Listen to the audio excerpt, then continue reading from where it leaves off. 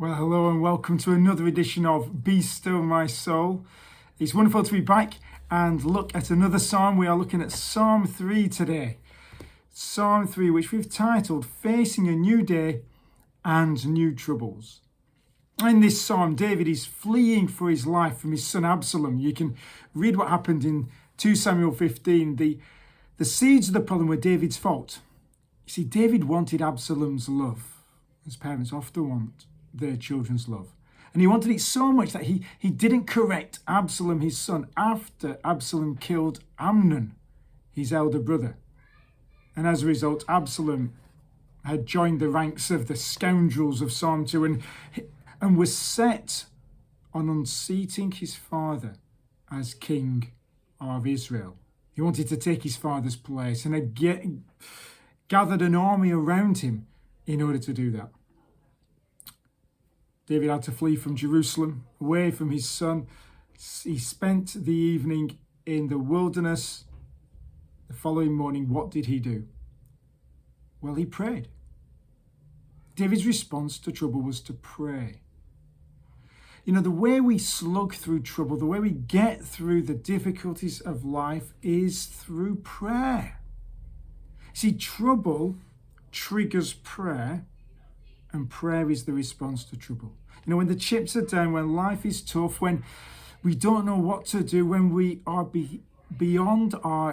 when life and circumstances are beyond our power and strength, what else can we do but pray? See, that's how to face a new day and new troubles. It's to pray. And there's three things that this psalm says to help us pray when we're in trouble. The psalm says, if you're going to pray well, you need to face your foes, consider your God, and ask for help. First of all, face your foes. Oh Lord, how many are my foes? Many are rising against me. Many are saying of my soul, there is no salvation for him in God. David looks around, he sees his enemies, and he faces them in his mind. He says, they are many. Many are my foes. His enemies are real, they're substantial, they are strong. Many of them, sadly, were disloyal friends. His enemies are mean, that many are rising up against him. They're active enemies. They're a threat to him. They're a threat to the people of Israel. They're bent on harm. And they are mouthy. They're saying of him, there is no salvation for him in God. In other words, they're saying, God has withdrawn from David. He will not help him. David doesn't deserve God's help because he's made a mess of his life and a mess of situations and circumstances. They can really taunt a person's soul, can those words, when your enemies say, it's not just us against you, God's against you as well. See, when trouble comes, whether it's hostility of other people, whether it's circumstantial problems or tragedies or personal sorrows, suffering and difficulty has a tendency to drive us inward to ourselves, to make us retire hurt, to encourage us to have a pity party, to marvel at how unfair life actually is to us, to chew the fat of our own misery. But this psalm says, look outward to God. Pray. Face your problems, face your foes. Your problems aren't inconsequential. We're not to forget them. We're not just to pretend that they don't exist, but we're to face them head on. We're to describe them. That's what David does. Many are my foes. Mean are my foes. Mouthy are my foes. See, one of the things that can alarm us and cause us problems and anxiety is by our enemies appearing vague. Let's be honest about them. Molehills are molehills, not mountains. Mountains are mountains. Let's admit our problems. Admit them and take them to God. Admit them and say to God, I don't deserve your help in dealing with these problems. Pour out our feelings of hurt to the feet of him who cares for us and who can deal with our problems. Face your foes. But secondly, consider your God. Fill your mind and heart with a vision of God, of who God is. And in response to that, enjoy God's peace. See, that's what David does. First of all, he fills his vision with God. But you, O Lord, are a shield about me, my glory and the lifter of my head. I cried aloud to the Lord, and he answered me from his holy hill. You see, David encourages us to outweigh our problems with the great truths of the Lord. Remind yourself of who God is. He's greater and more substantial and weightier than your problems. Because who is God? Well, he protects. You are a shield about me. He's sufficient. You are my glory, my weightiness, my substance, my wealth. See, David here is losing his position as king of the people. He's losing his dignity.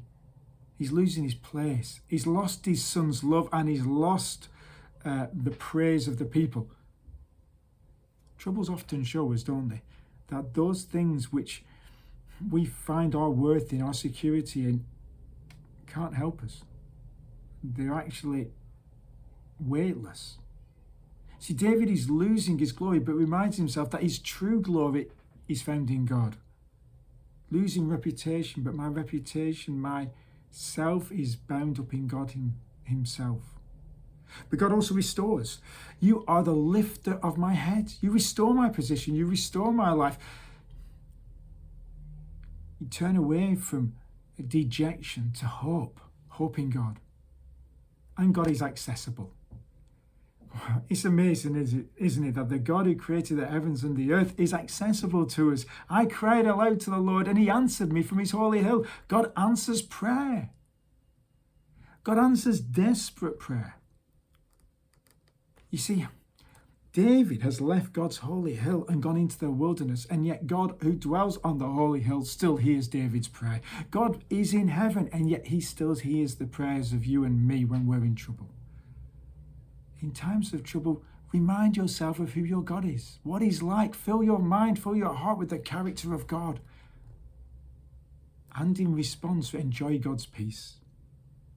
David says, I lay down and slept. I awoke, for the Lord sustained me. I will not be afraid of many thousands of people who set themselves against me all around. I lay down and slept. In the middle of trouble, in the middle of the wilderness, David went to sleep. See, David's amazed at who God is. See, when you fill your mind with a knowledge of God and who he is and what he's done for you, you can say to yourself, if this is my God, if this is true about me, then I can rest. I can sleep. I can enjoy God's peace. See, Absalom here is scheming. David is sleeping. And that peace of God is immediate. I lay down and slept immediately. That peace of God can be experienced long term. I will not be afraid of many thousands of people who set themselves against me all around. It covers the first night. It covers the foreseeable future. See, it's possible to experience a peace from God which that no circumstance can affect, that the uncertainty of the future can't affect. You see, David's circumstances when he prayed had not changed. He was still in trouble. His son still wanted him dead. But there's no alarm or anxiety anymore. There's only peace and rest. And the same can be true for you. Remind yourself of who God is and say to yourself, if this is who God is, I can have peace. I can have rest because God's got to look after me. And finally, David prays. After considering your God, ask your God for help. Ask for help. Arise, O Lord, David says. Save me, O my God, for you strike all my enemies on the cheek. You break the teeth of the wicked. See, David calls on the Lord to help him, to save him from his enemies, and to save him as he's done before. That salvation, of course, is physical. He wanted to be saved physically. He didn't want to die, but it's also spiritual. You see, the word saved, the word salvation, looks back to the taunt of the enemies in verse 2. The enemies who said there is no salvation for David in God. And David comes and says, God, you are my God, save me. See, David knows it's going to be a gift from God, his salvation. He can't do anything to achieve it or earn it. It simply comes from God himself. God is the only one who sustains. God is the only one who can destroy his enemies. God is the only one who can give us life and breath and salvation. And this salvation comes through the destruction of David's enemies. Strike my enemies on the cheek, rebuke them, break their teeth, disarm them, render them like a toothless tiger. You see, if David's going to be saved, it must be through the bringing down of those who oppose him. The threat needs to be removed for security to be experienced. And not just experienced by David, but by the people. Salvation belongs to the Lord. Your blessing be on your people. You see, the only way the people are going to be blessed is if King David is going to be saved. How can we be certain that God's going to save us? How can you be certain that God's going to answer your prayer? That God's going to deliver you from trouble again and again and again and bring you safely home to himself in heaven? Well, you can be certain because he didn't save Jesus. When Jesus Christ was dying on the cross, when he was hanging on the cross, he had many enemies. People actively wanting to kill him. Mouthy people saying, let him come down from the cross if God delights in him. Let God save him if he delights in him. And when Jesus Christ died on the cross, he cried out, my God, why have you forsaken me? And why was he forsaken? He died so you can live. He was abandoned so you can be delivered. He was forsaken so you can be forgiven, so you can be right with God again.